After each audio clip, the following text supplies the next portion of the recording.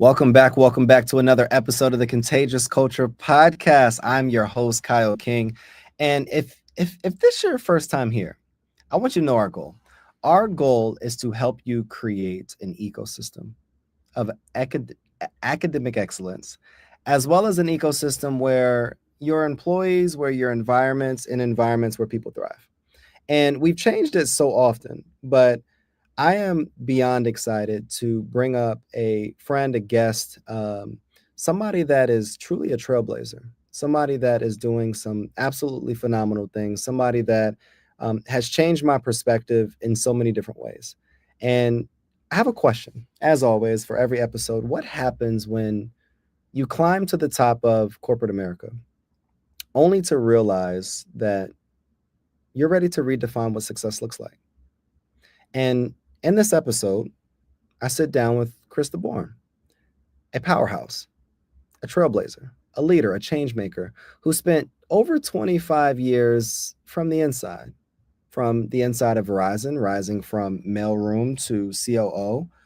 And she's led 30,000 plus employees. She's served over 110 million customers, and she's helped deliver over $100 billion in annual revenue.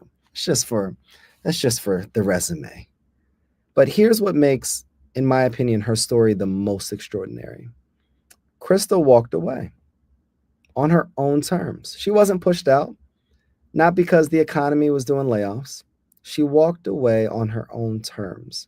And now she's helping high achieving, not just women, but professionals gain clarity, build strategy, and lead with authenticity without losing themselves in the process.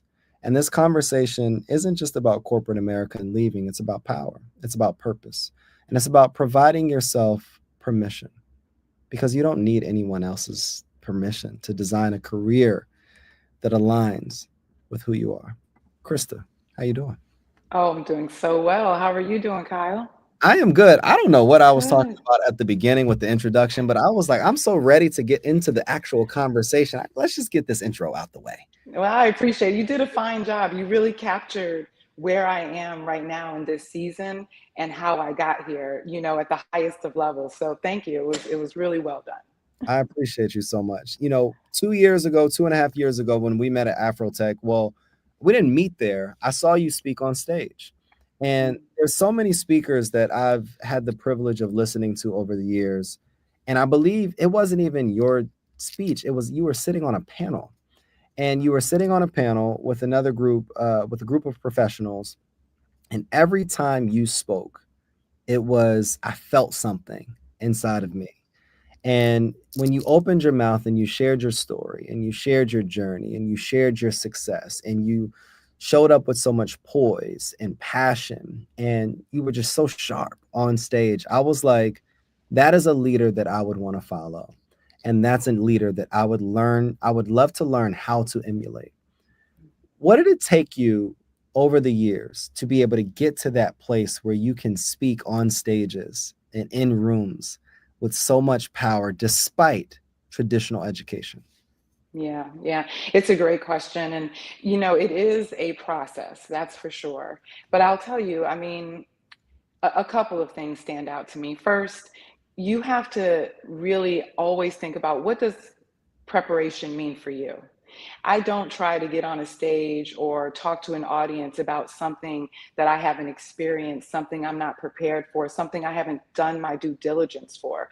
Part of being a confident speaker is being well researched, Mm, taking the time to prepare for the moment you're getting ready to step into.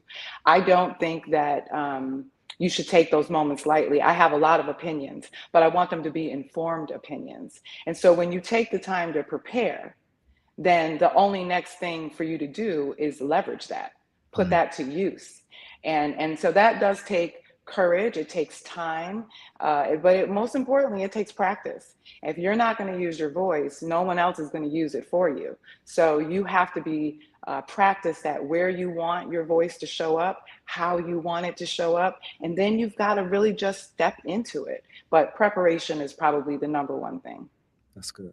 I know I talked about your bio and just your brief history and the introduction, but for our audience who don't have any idea who Krista Bourne is, who are you? Yeah, so Krista Bourne, first and foremost, I am a mother of two wonderful adult children right now, two Howard graduates, might I say. Wow. And I'm a loving wife and a daughter and a good friend. And I enjoy life right now. I am a former corporate executive, as you said. I joined the telco industry back in the late 90s, and I did so in the mailroom because I was just looking to get my foot into the door, to join an industry that I thought had growth and potential. And I'm glad I did because it obviously gave way to a wonderful career for me that took me through a lot of places. I relocated 6 times with my family. I worked in the service side of the business. I worked in the sales side of the business. I've been a market president. I ultimately went to the national role and headquarters where I oversaw all of sales and consumer growth. And Wow. then, as you know, my last role was as the consumer chief operating officer. When I hear that story, I just get chills because remind me if I'm wrong, you didn't go to college. That's correct. I didn't finish. I went for a semester, let's say a semester and a half. And then I found myself pregnant with my son, and I made a decision.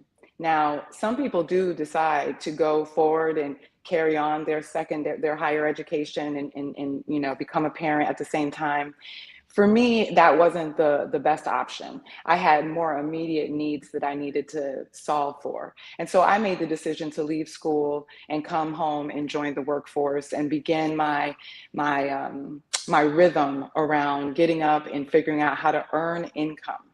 And so, no, I didn't get a chance to finish. But for those of you who do have the opportunity, the advantage of a college degree, I really encourage you to use it with confidence because you've earned it and it's a credential that you should leverage.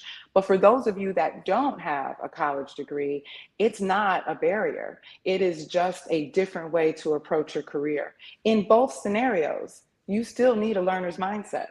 Yeah, The professional that stops learning is the one that gets left behind. So I was just put in a circumstance to appreciate a learner's mindset early because I made the decision to leave school and follow a more, unconventional path in my career. I have so many questions because I know so many people that believe that college is the end all be all, and they feel like they need it to be able to rise in corporate America or in any industry. But then also people that don't have degrees feel like that's the reason why they're not moving up in specific spaces. Can you talk to both of those people for me? Yeah, listen, I think like anything, for certain types of work, a degree may very well be a necessary credential. There's a number of them, lawyers, doctors, engineers, etc., right? You must have a degree in that space. But there are other types of work where you are leading people, leading projects, leading products, leading technology, leading change, that you can actually develop those skills from the ground up. It is about identifying strategic skills, not just doing busy work, but really giving thought to what is valuable in the space that you've chosen to be a part of, what's valuable today, and what will be valuable over the next 5 years, let's say. Once you've identified what those strategic skills are, which are based on a couple of things, they're based on who your company or industry wants to be. It's based on emerging technologies that are inevitably going to reach you. And it's based on what is missing today. Yeah. So you don't need to follow the leader and be like everyone else. Your job is to figure out what are the strategic skills that make you valuable today and over the next 5 years. Then you go find the jobs that give you those experiences so that you can build what I call career capital. Mm. One of the most valuable pieces of advice, and you've given me a lot of advice. You have no idea how many notes I actually have taken in our conversations. Was it was I think the initial conversation that we had was when I'm designing something, design it with the goals of the organization in mind, and allow myself to understand my goals, but attach my goals with organizational goals. And when I did that, just a shameless plug for you, I made $110,000 doing it. is I identified a specific goal with an organization, tied it to my goals, identified the problem, communicated to the board of directors in the way that you taught me to do it. And then I was able to secure a $110,000 contract by doing it. But I think one of the most powerful things that you've taught me is aligning everything in your life around a singular vision, and intentionality is so important. Can you talk more about what you shared with me maybe a few weeks ago and your philosophy on how you've built a career around just being intentional? Yeah, yeah. First of all, you just bring a whole smile to my face. I just love it that you put the feedback into action and you got the receipts to prove it, because that's really what I'm all about right now, is trying to offer that kind of actionable, practical advice. So, in terms of career building, I believe it works across 5 pillars. And the very first pillar is vision. And vision sometimes I think is confused with goals because they're both forward looking, right? So it's easy to think about vision and goals being one and the same. I would encourage people to think about vision in terms of what you value, right? So, what do you want to protect? What do you need? What are you willing to fight for? Because you're not willing to fight for everything during a corporate career. Let's just be honest. I mean, some fights you have to decide are not worth the trade off, but there are some things in your value set that are absolutely worth fighting for, that you must protect and that you need more of. And when you start to really understand what that is, it starts to give life to your vision. I'll give you just a quick example. A lot of times people, if I say, what's your vision, like what do you want, they'll say, oh, I want a 6-figure salary. Okay. And I'd say, that's awesome, you should, by the way, but that's a goal. Now I want to ask you, why do you want that?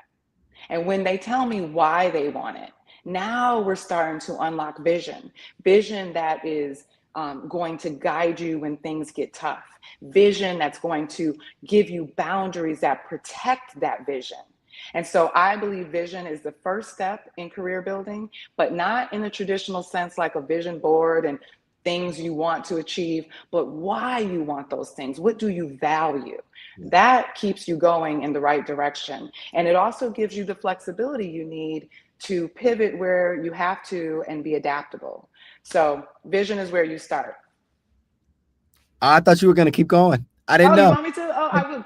I will, but you know it's your podcast. I don't want to take it I over for know. you. I know. I was like, I'm ready. I'm ready. Because usually when we have Okay. a conversation, it's just like she just goes. She's just gonna It's keep speaking. true. It's true. Well, I, let me do it then. Let me no give you book. the other 4. Let's do it. Okay, I will. So vision is your first one. The other 4, I'll give them to you by title, and then we could talk through them as you want. But the second one is financial wellness. At the end of the day, vision is great, talent is awesome, effort matters, but none of it matters more or can go as far if you don't have financial wellness. Okay. Third is strategic skill building. We talked about that a little bit, but the way in which you achieve financial wellness is through your skills. Your skills is the evidence of your value and your worth in the marketplace. So building them intentionally is important. And then the next section is decision making. Those values that you identify during your vision, they come back and serve as a way of helping you make decisions, a filtering system, if you will. Because once you've built skills, well, now people want you in their space. They want you on their team. You are going to have opportunities, but not every opportunity is for you. So you have to have a way of deciding the trade-offs and make good choices for yourself. And then the very last category is brand building. And there are a lot of things that contribute to your brand, but 2 of the most important things will be the skills you have, because that's what you're known for. That's what you're capable of. It's what people can expect. And it will be the career choices you've made, who you've been a part of, what teams you've been a part of, what problems you've solved, what networks you've built. So skills and the decisions you make, those 2 categories, feed directly into the brand. And your brand gives you opportunities and options, especially when change is happening. You know, it's interesting. I hear that, and I've heard it now 4 or 5 times. And vision, financial wellness, strategic skill building, decision making, and brand building. What I've what I'm interested on what's not on the list. I'm interested in what's not on the list is relationships and network. Mm-hmm. Where do you Mm-hmm. think that plays a part in your career trajectory and designing a life around the people around you? And I know we had this conversation last time, and I asked you just point blank, where does spouse come in and your personal, intimate relationships? How do you ensure that they align with these 5 categories? Can you talk a Yeah. little bit about that as well? Absolutely. So again, they first start with value, right? Mm. You surround yourself with people who align with your values. You choose to be in environments that nurture what you value. So that includes the people, the networks, the relationships you build. So when you identify value, it kind of steers you towards a group of people or groups and networks that will add to your life. So that's one piece. Then as you move through, I mentioned career choices. That's also has a lot to do with what teams you're on, what jobs you choose to be a part of. That is also part of network building. You might use this to decide what projects you want to be a part of. You might use this to think about what conferences you want to attend. All of that goes into your brand, and your brand is inclusive of not only your skills, your titles, but the network you've built along the way. Who can you make a phone call to that's going to answer and help contribute to what's next? So it's all in there. But I believe that in relationships is a through line in all of these pillars. I have a very healthy relationship with a financial advisor way back in the early stage of my career. It helped me uncover how important financial wellness was. That's a relationship. My husband was aligned with our vision for family, and that's why he was okay supporting our move 6 times. Mm. I have a network that has helped support and champion my brand and have become sponsors, not just mentors. That's because of the skills I bring to the table. It's through all of it. Interesting. What is your framework for decision making? Because I think, Mhm. and this is interesting because I feel like this may be one of the first podcasts that I've done where I'm actually asking questions directly for me. It's like it's bigger than the audience at this point. What is your framework for decision making? Because I have a grip on vision and values. Mhm. I After our conversation last time, I really was intentional about mapping out a cost for the life that I would want to live. Mhm. Skills, I understand the skills that I have, the skills that I can lean on and leverage, but then also where I want to continue to build some skill sets. Mhm. But the decision making, what is Yeah. your framework for analyzing decisions and mitigating risk, both Mhm. professionally and personally? Because I'm sure there's a through way between them. Yeah, there definitely is. So, okay. So, first of all, this is where personal accountability really kicks up because you can move through life and seek advice from a lot of people. You will actually get a lot of proactive advice, but it's only you that can decide what's best for you, where you should spend your time, give your gifts, and your image to. So, from a career standpoint, my filter goes back to my values. My values, let me tell you what they were for me. When I was doing vision work, I understood autonomy was important because I wanted to ultimately be able to say yes and no to what mattered, right? I didn't want to be anchored to things that tied to other people and other circumstances. So autonomy mattered. I also felt a lot about security. You know, security is an important one for me. I have been homeless, I have eaten in soup kitchens, I have been at the bottom, and I have seen the top. So, security matters to me. Then, growth. Again, I made the decision to leave college. So, I understood early mindset on learning and constantly learning was going to be required. And I adopted that in my value set. And then the last one was impact. I've lived in around people who just existed. That was not the destiny that I had in mind for my life. So in that context, those were my 4 values. Now take that to how then are you going to make choices, Krista? In my career, I used 3 questions. The first one, does it align with my personal financial goals? Remember, I said autonomy and security were 2 of my values. Financial success gives you autonomy, and it certainly gives you security. My second question was, will it allow me to build new skills or practice the ones I already have? So the opportunity that I'm evaluating, project, jobs, company, role, group, networking group, you name it, is it going to give me a new set of skills or a place to practice the ones I have? I just want to say something about that if I could. That's an important part because at some point you have a portfolio of skills that you need to nurture. It's not to say you don't evolve those. For example, I feel and like I'm in a very good position to embrace AI. I'm not afraid of it. I've got enough other skills around me that I can face AI head on.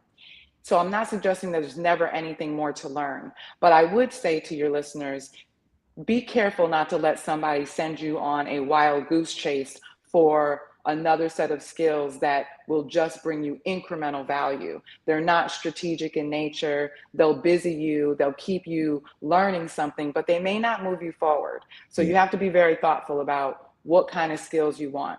At some point, you want to learn new skills. In other points, you want a place to practice the ones you already got. interesting. Okay? So that's why that second question is important.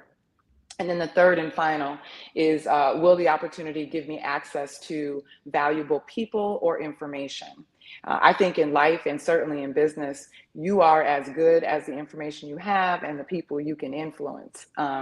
So having access to people and information was important. I use those three things because, again, they tie back to my values. The first one, autonomy, security. The second one ties back to growth.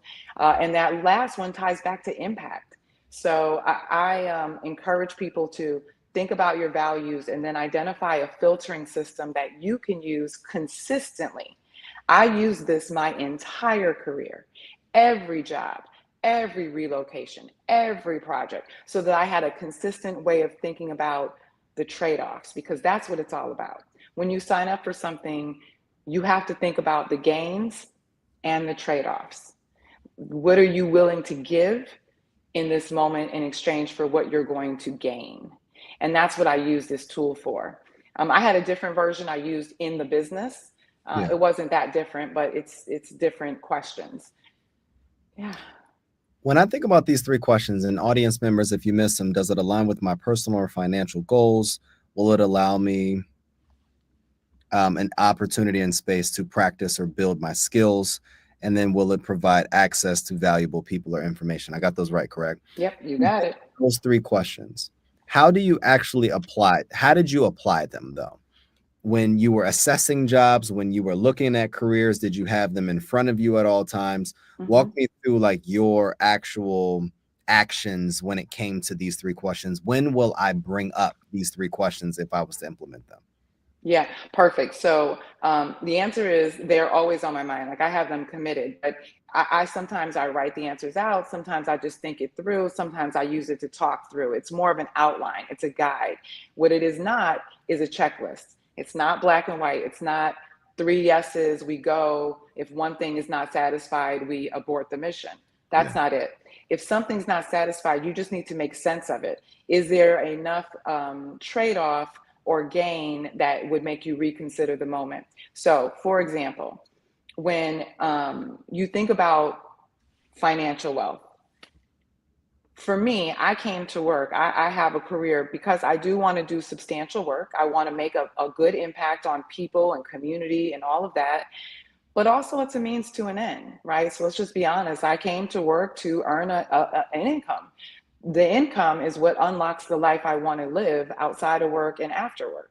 Yeah. So I would be very thoughtful about jobs I would pursue, because some jobs are just incremental gains. They're not really going to move your revenue, your income up the ladder the way you want it to. So I would use this to start with number one, like let's just say it's the job. Is this job going to align with my personal financial goals? And at the time, whatever my goals are, I've got to filter through that. And I can tell you, I have said no. I said no to a role that was pretty much a lateral job. Nothing wrong with lateral jobs. It's just this one, a couple of things would be true. It did not increase my pay. And in fact, the cost of living where I would have to relocate would be higher. Yeah. Okay, so that's not aligned with growing income, is it? And then I had to go through, will it, give me a new set of skills? No, because it's the same job. It's just in a different area. and the unique differences of that area rely on the same set of skills I have today. So no, the answer was no. I could practice the ones I have, but I could do that where I was at. And then that third one, would it give me access to valuable people or information? The answer was again, no, because I was already part of that team. So in that moment, I had great confidence to realize that it did not advance my financial goals. It wasn't necessary for strategic growth. I didn't get any extra access. What it would do though, was start the clock over. Right now, I've just taken a new job. I need to sit in that job and be successful in this job for another 1, 2 years before I think about the next opportunity. So I went through the filtering to figure out, like, as exciting as this iconic region might be, it doesn't make it the right job for me right now. And I respectfully said no. I want to go back for a second. You rose from, like I said earlier, the mailroom to COO. Mm-hmm. What were some of the most pivotal moments and or decisions that set you on that path? Mm-hmm. So I became very aware early on. First of all, I'm an introvert. I should say that. I'm an introvert. And so when I went into Chris, the company, I don't know about that one, Chris. I'm telling you, I'm a well-practiced extrovert, I but I'm a like. natural introvert.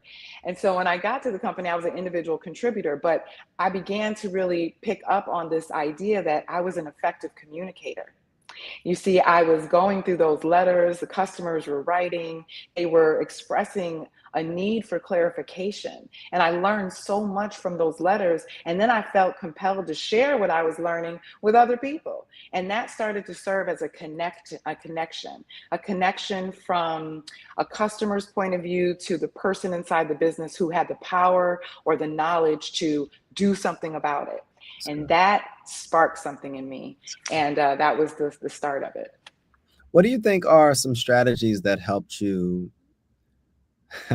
navigate corporate politics without compromising your values? Because I love how in your breakdown of the 5 key characteristics, values and vision come number one. Mm-hmm. So, but as a Black woman, as a woman growing in these corporate spaces, oftentimes we can be met with politics or bureaucracy or even, other things that can be deemed as inappropriate. How do you continue to navigate those tough waters without compromising who you are and what you stand for? Yeah, so it is tough, not an easy task for a lot of professionals.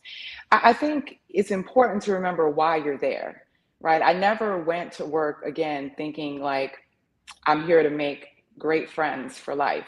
I went to work to do the work.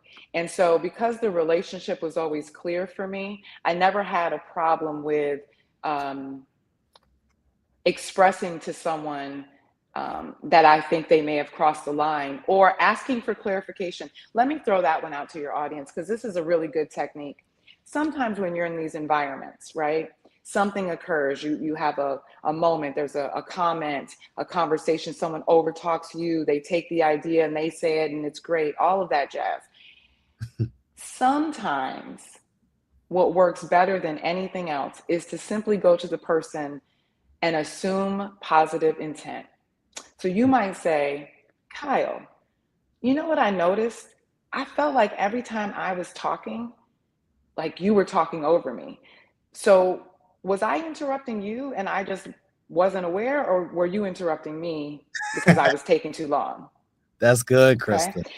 That, you know what I mean? So I assumed positive intent, but what we're not going to do is let you keep talking over me over and over and over again. And then, I never said anything.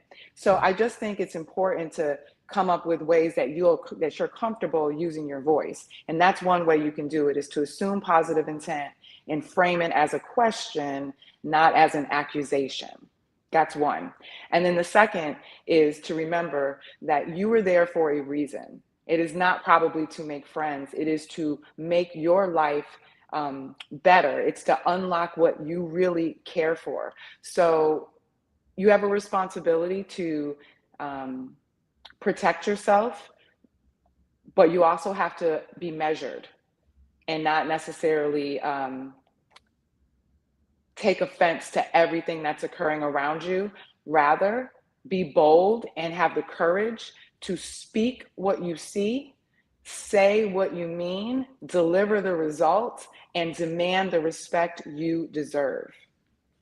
Krista, I'm sure there's been a lot of growth that you had to go through to be able to speak as clear, concise, but then also show up with the level of boldness that you always show up with even today. How did mentorship and sponsorship play a role in your career? And how did it help you pave something forward as well? Yeah, you know what, Kyle? It's a great question, and it's also one of those things that help you when you are one of one or one of few. Yeah. Is to try and find community, someone in some places where you can learn from other stories that can normalize the experiences you're having. So again, instead of being offended, you can find the power in the moment and Yeah. really command the space. So yes, early in my career, I had a lot of mentors that didn't even know they were mentoring me. They were informal. I felt like I observed the way they moved. I observed the way they handled moments. I would ask them questions and they would answer, but they didn't necessarily realize they were mentoring me in the moment. So that was the way I did it very often early on. As I grew, I became, a lot clearer on what I needed from a mentor, and I could go seek that. And I have had male mentors and female mentors. I think you need both. I have had mentors that were of color and mentors that were white. I think you need a variety, but you have to be very intentional about when you're picking a mentor, why you're picking that mentor, and what measures of success look like for that relationship. After you've achieved those things, it may very well be necessary to end that mentorship and move on to another one that can serve you for where you are now and where you're going next. Mentorships don't have to be forever. And I have found that when you do a mentorship intentionally and with the right set of people, you actually can earn sponsors out of that along the way. These are individuals who now know what you're worth. They understand your work ethic. They know why you're at the table, and they can actually be a champion for you. So it's a good thing to have community and have mentors because it can normalize things that you're experiencing. But it's also important to know that you don't have to keep these relationships in that same status forever. You might end one mentorship and move on to another one based on your own growth and what you need next. I really appreciate that perspective. And it's interesting because we have so many parallel skills where I believe that I don't want to say 90% of my success, but a major part of my success has been relationships. And I believe that relationships are one of the highest forms of currency. And I've either watched people and understood how to move or how to emulate certain movements or behaviors or actions, or I've always been willing to just reach out and say, hey, this is my question, this is my problem, this is where I want to go. I see that you're doing it. Can you assist me? And most times I've gotten a yes. But there's a lot of people that I've come in contact with that don't know either A, how to reach out to people, B, don't have the courage to reach out to people and feel like that they can build something by themselves. Can you talk to those people? Because I feel like maybe we were born with it and or either it's a skill that, we've developed. Can you talk to people that don't necessarily feel comfortable doing that? Yeah, listen, again, as an introvert, I get it. I can relate. But again, if you have a purpose, right? No purpose is realized alone. Mm. We're not even meant to live in this world alone. We are just designed for community. Now, you're less shy when you find the right community because all of a sudden this community has things in common with you. You have things where you share interests with them. So there's a benefit in seeking community because it will strengthen the confidence in what you care so much about. That's number one.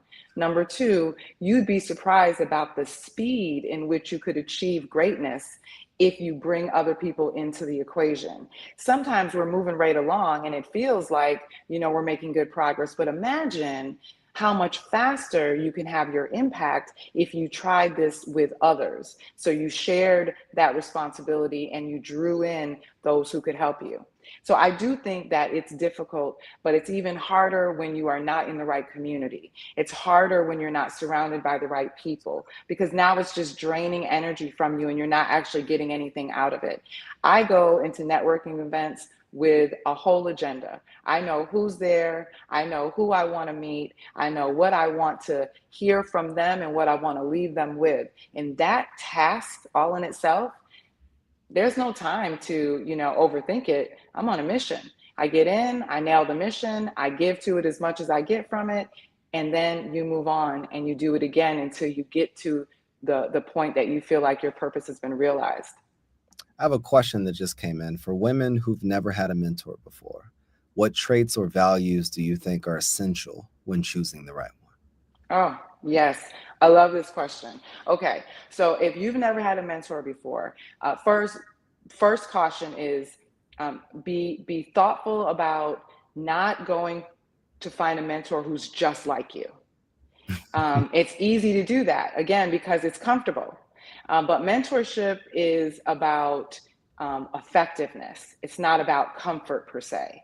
It's about constructive feedback. It's about learning what you can build from. So, looking for someone who's just like you doesn't always fit the bill, unless that's the kind of mentorship you need, somebody who can normalize your experiences. That's different. So figure out what you need out of that mentor, because that's going to determine who you look for. But don't just run to someone who looks like you. So often I got a lot of, women, and I'd get a lot of women of color who wanted mentorship, and I answered the call. I'm going to do what I can do where I can do it.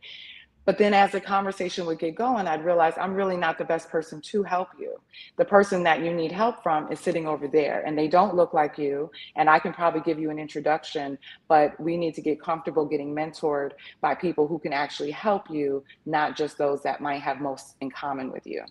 That's number one. Number two, I think you want a mentor that is um, present, meaning mentors can um, give you their time, but you can tell in the conversation they're waiting for their turn to talk. They're not necessarily demonstrating active listening. And a good mentor is an active listener. Keep in mind, they've probably heard your story before, they've probably seen the challenge before, and it's easy to kind of like That's good. wait for your turn to talk rather than real active listening. So you want a mentor who's going to be a good active listener. And then the last thing I would say to you is, you want someone that's going to give you actionable feedback. Mentors are there to drop nuggets and give you guidance. They're not there to do the work for you. They're not there to give you the answer. They're there to be provocative. They're there to help you self-discover. You don't want to be codependent on a mentor. You want to learn to be independent of that particular mentor. You want to at least be independent of the situation that you were being mentored on, so that you can move on to whatever's next. So I do think mentorship is quite important. Think about who you're picking. Don't just pick someone that's like you. Maybe you need someone who can challenge you a little bit differently. Make sure they're an active listener. They're not just eager to wait for their turn to talk. Nobody's got time for that. And just really make sure that they're there to contribute, but you have to do the work. You still have to do the work. Let me ask you this. I want to stay on the topic of mentorship because I feel like it's so powerful, especially just having somebody that is an agent in growing your career with you. How Hmm. do you go about finding that person? For me, I'm an extrovert, as you know. So I'll go search and reach out and look up people, and I thrive in networking events. But that's not everyone's story. So for the introvert, for the single mom that doesn't Hmm. necessarily, she can't show up to networking events all the time. How would you recommend those types of that community of individual still grow their career, still grow their brand while still being true to the responsibilities that they have? I think you go to your trusted sources. Everybody has trusted sources, right? So Maybe it's someone in your church community, maybe it's someone in your mom group, maybe it's someone at work, but you can go to your trusted sources and simply ask them. Tell them what you're looking for and ask them if they have any recommendations. Do they know anybody? I think that's the first place I would recommend someone go, especially if you don't have the time or the ability to just constantly be in a networking circle. The thing is you have friends, family, community, places you spend time with, people you trust. You can ask them for their advice. You'd be surprised again. They may know 3 people that they would never have thought to even offer to you, but now that you've asked, you get the answer. So start with your trusted sources. And when you run, if that doesn't work for you, listen, I don't want to be the one to say, go do everything on LinkedIn, but I am going to tell you, LinkedIn is full It of is. resources. There are a number of people. I mean, there are so many people on LinkedIn that are trying to give their feedback away, give their mentorship away, because it's their calling. They've reached a stage and season of life where they want to help. Not everyone on LinkedIn is looking to charge you a fee. Some people are really looking to do good work. So maybe go down the nonprofit road on LinkedIn and see if you can find a community of support there. Are you one of those people, Krista? Are you going I to am one of those I'll people. start invoicing people that I send to you? Yeah, listen, I'm telling you something. I tell you, I answered the call. For a while there, I had a link on my site where people could directly get on my calendar. And I would joke with my daughter and I would say, I think I talk to a new stranger every week. And I really enjoy it to some degree because it helped me stay connected, but also it reminded me of the role I can play, the impact I can have, the responsibility I still feel to the community that I have cared so much for. And by the way, that community who has trusted me and really lifted my career up and supported tough decisions I've had to make. None of that happened with just peer to peer. There was a lot of teams that were involved. And if I can help in any way by answering a call and giving someone 20 minutes, I do that. It's interesting, and I've always known this, but I want to note it here. You move and show up with so much grace and humility, and I'm so thankful for that and the relationship that we have. Have you always been this way, or do you believe that it takes people going through seasons of trial, the soup kitchen, the various things that you've experienced, to be able to then rise, to then get to this place on the other side? Or do you believe that that's something that we can teach people on how to show up? Mm, mm. I think a lot of it, I think, is a matter of how you were raised, who you are, okay? But there are aspects that I think you can teach. Um, you know, I've learned to give grace because I have needed grace. Mm, I've learned to be patient because I have needed it. Um, I've learned to answer questions because I've had to ask them. that's so Um, So I do think you can teach some things. When I hired executives or leaders, there were 3 things I always looked for that I wasn't interested in taking on as an assignment. good. Um, it was a credibility. Okay. I don't think that you getting a title gives you credibility. I think you earn that every day. So you come to the opportunity with your own credibility. The second is integrity. I don't think of this in the sense like you're going to lie to me. I certainly expect you not to lie. But more importantly, integrity of a policy, integrity of a procedure, how things are created and applied so that some groups aren't getting an advantage over others. That matters because we're supposed to be one goal, one mission, if you will.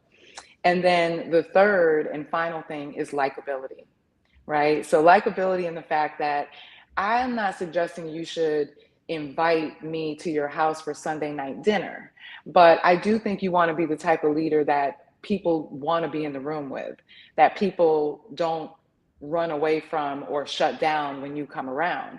Because I am a servant leader and I understand that you get no results from a workforce that doesn't trust you enough to speak to you. Like it doesn't get more fundamental than that. Yeah. So I do think you can teach some parts of it. I think some stuff you kind of come with, you're kind or you're not. Yeah. Can I give you an example? For me, when I was in the call center role, I was a director, and there were so many people in the call center, and I was like always busy and go go go go go. And then I got this feedback. And they were like, she's not approachable, she's mean, she's whatever. And you know what it was? I needed glasses. I did not have them. I didn't want to wear them. And so while I was zipping along in the call center, I didn't see anybody trying to make eye contact with me. I missed the most fundamental form of communication ever. So this built over time, and it started to create a reputation that I wasn't approachable, which is very opposite of who I really was. So that gave me an opportunity to fix it because somebody was bold enough to speak to me about it. You have to have an environment where people are willing to trust you enough to talk to you.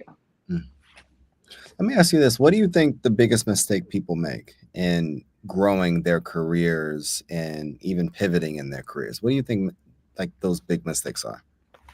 The one mistake I would say in growing your career is assuming that anybody within your company or your industry wants your career more than you do, right? Like sometimes you're in an environment and you see people follow a leader, right? Where Yeah. this leader goes, they go, and everywhere that leader goes, they go. And the problem is when that leader leaves and is gone permanently for some reason, you're left having to pick the pieces up and rebuild because you've been following that individual.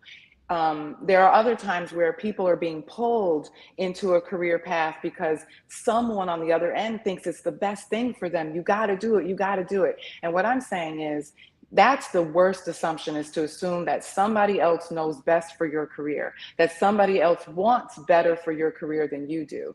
You have to believe that you want the best for your career and you are going to put everything into it to lead yourself towards the direction you are going. But sometimes we sit back and we allow others to be the ones that pull and push. And guess what? They may not pull and push you fast enough. They may not pull and push you in the right direction. They may leave and move on themselves. And so I think making an assumption that someone else is going to carry you through your career is just the most dangerous thing ever. You have to have a career plan, and you need to be intentional, know what the high value jobs are, what the pipeline feeder roles are, who has influence in the organization. There's a lot for you to consider, but you should not assume that someone else is going to help pull you along. Krista, when's the book coming out? Okay, because this is a masterclass on career readiness, career growth, and advancement. I just need to be the first one to get the book. When is it coming out? Well, you know what? I have written it, and it is sitting here with me, and I just want to make sure it's everything I need it to be. So I don't have a date yet, but I appreciate you asking, and as soon as it's ready, you will get a copy. I appreciate you. Let me ask you this. The one of the mentions earlier were that you left corporate America on your own terms. And a lot of people don't, unfortunately, especially in our economy today. How do you know when it's time, though, to either ascend, to pivot, or to just exit altogether? hmm I think there's probably several indicators, but I think one of the main indicators is when the work no longer aligns with who you have become. Hmm. So for me, it's a 25-year career. And you grow during that time. And where I ended my career was at a point where I was no longer aligned with the vision. I was no longer aligned with the direction they were looking to move in. And that's fine. And that doesn't mean their direction was wrong. It doesn't mean what I thought was wrong. It just means we were no longer aligned. And because so many lives depend on that alignment in the role I was in, it was best for me to recognize that I had left my mark, I had made my impact, I had gotten all that I could get from that opportunity, and it was time for me to step aside and let a new era of leadership emerge. But my indicator was I was no longer aligned, and work is hard. It takes hours, minutes, days, weeks you will not get back. Okay, I don't care if you love what you do or not. You should love what you do because you're going to need it to get through the days you don't like. That's a fact. But work is work, and it feels like it, and it takes a lot out of you to deliver at a high level. And so when that alignment was no longer there, um, and I took inventory on who I had become, the experience I now had, my portfolio of skills, and the financial wellness I had found myself in, I realized I had an option, Yeah. and I decided to take it. And I think that is true for pivots. I think you pivot in the same fashion. My exit from my career was my pivot. It was a pivot into this season right here. But it's still grounded in alignment. What is I just can't stress that enough. It's good for your mind, it's good for your health, and it's good for your impact. what is the season? Define it. Like I know what it looks like because we talk about it, but can you tell our audience what this season looks like for you? Because you said something earlier. You said I had an option. A lot of people don't, but you Yeah. designed 25 years ahead, and your vision allowed you to have an option to now be in a season that I would say is freedom. Can you talk to people about what this season looks like and how you've just structured your life methodically to be able to be in this position? Yeah. So this is, selfishly, if I say it this way, this is the season of me, in the sense that, right, you go through your life, especially as women, right? I was someone's daughter, then I was someone's wife, someone's mother, someone's employee, someone's executive. Yeah, you're always someone's something. Yeah. And for the first time in my entire adult life, for sure, this season is about me. I don't have to do something because I have kids that are at home and I have to care for them in a certain way. I'm not limited by what my husband and I have to consider in our household. I don't have to answer to a corporation right now. I am free to be me. And that's what this season is all about. And what is important to me, I pulled from, if I were to take out of my corporate career, what was the one thing I loved more than anything? I mean, I loved winning, so don't get me wrong. But what was the other thing that I loved more than anything? And it was helping people reach their potential. It was being the role model and the example I wish I had earlier in my career. And that, my friends, is what I get to do every day, all day long if I want to, on my own terms. That's the season I'm in right now. And I'm in that season, friends, because of those 5 buckets I talked about. I started with vision. So I started with the end in mind. And that doesn't mean I started thinking 25 years ahead. It means 1 year ahead, then it was 3 years ahead, then it was 5 years ahead. And before you know it, I was at the 25-year mark, but I always had that vision. I have always had financial discipline. And this is not about big investments. It's about basic stuff, the discipline of saving. Once it was saving $10 every paycheck. And then I had the rhythm of saving that. And then it turned into something more. But it was about having the discipline to pay myself first, like the bill I am, and Mhm. save accordingly. Hold on, hold Live on. a We uh-huh. can't skip over that. We can't skip over. Okay. She Okay. said, paying myself first, like the bill that I am. Hmm.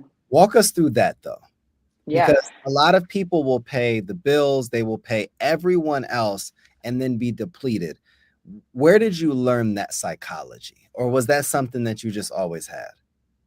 It just goes back to security, right? So paying yourself starts with small goals. Like, I just need to have 1 month of savings. Lord knows if I could just have 1 month in the bank, I'll feel fine. And then that turns into the next goal and the next goal. And what you realize is once you get that security, it feels good to you, It right? does. You want, like anything else that feels good, you want to give more to it. You Yeah. want to build it. It So I becomes always tell people, if you just get a taste of it, mhm. you'll keep it going. Now, that doesn't mean it's easy. And in this economy and where we stand right now, I am not naive, nor am I tone deaf. So I'm not saying go save $5,000. I'm saying establish the discipline of saving and paying yourself like the bill you are. If that's $10, if it's $5, whatever it is, do it. That is the discipline that leads to the bigger opportunities for saving later or investing if that's what you choose to do. So that's a big part of it.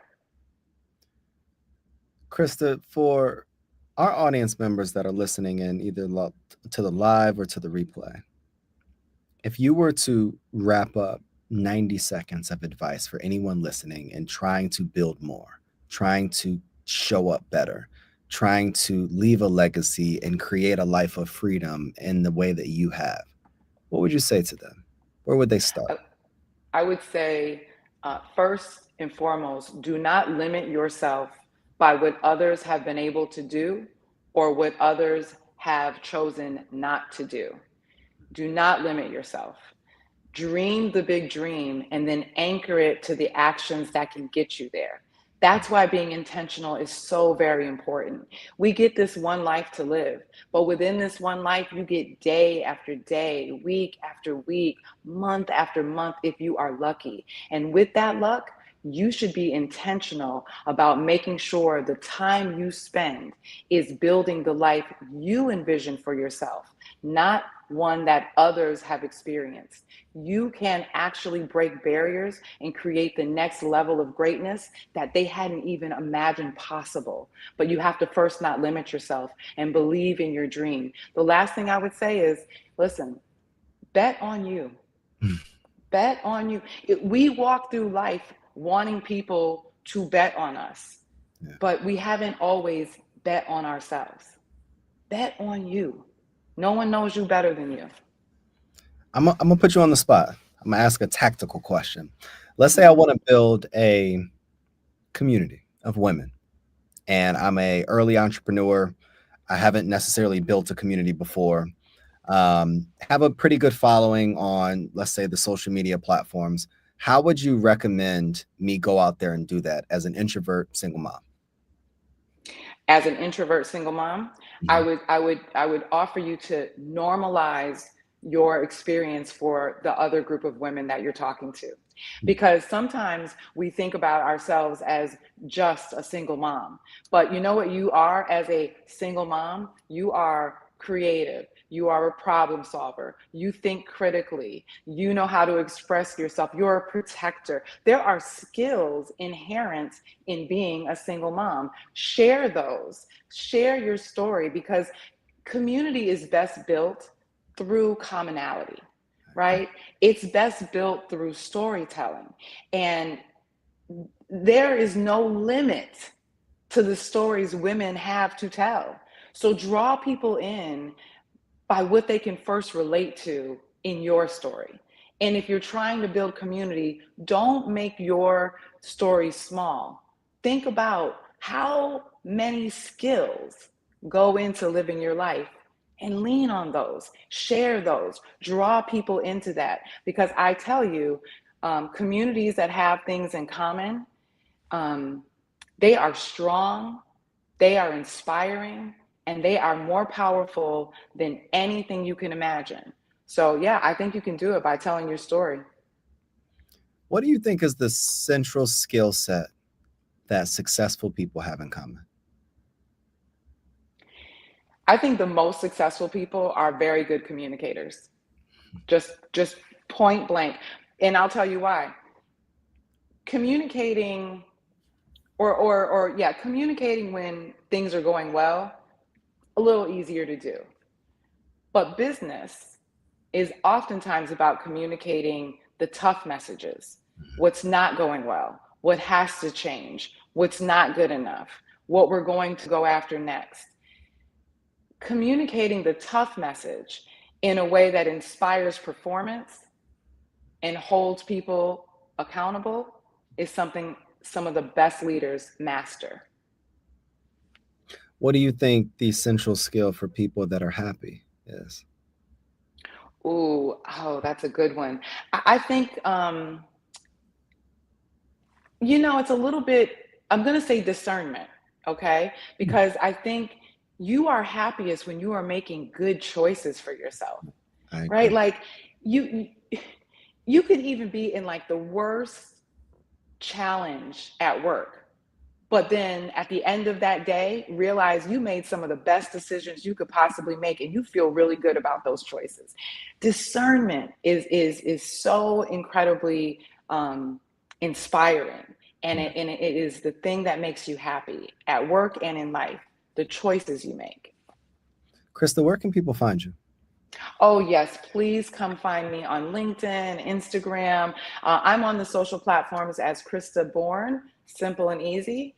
And I'd love to engage with you. So I hope you will follow me on Instagram, LinkedIn, and I will be on TikTok soon. So stay tuned. Krista, your career journey is so much more about climbing a ladder. It's about, for me, owning a narrative. It's about leading authentically. It's about making bold moves, courageous moves on your own terms. And I thank you so much for how you continue even after um, the titles to show up intentionally with your heart, and you're leading from a place of integrity. If you're still listening, and if you're ready to stop waiting for permission and start designing the career and life you want, I want you to take Krista's advice, because I've seen literally in real time, financially and personally and relationally, it work for me.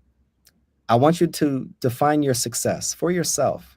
I want you to leverage your unique value. I want you to understand what your vision is. I want you to begin to create the disciplines to become financially well. And I want you to lead just unapologetically from who you are. Here's my advice for any listener. I want you to connect with Krista on LinkedIn. It's super easy. And she responds, y'all. I want you to follow her insights. I want you to start building not just a career, but a life that serves your vision, not someone else's. If this episode inspired you, if this episode moved you, I want you to like it. I want you to share it. And I want you to ask yourself one question: what type of culture am I spreading? The energy you bring is the culture you create. It's another episode of the Contagious Culture Podcast. Go spread some great culture. Let's make it contagious. We'll see you all next episode.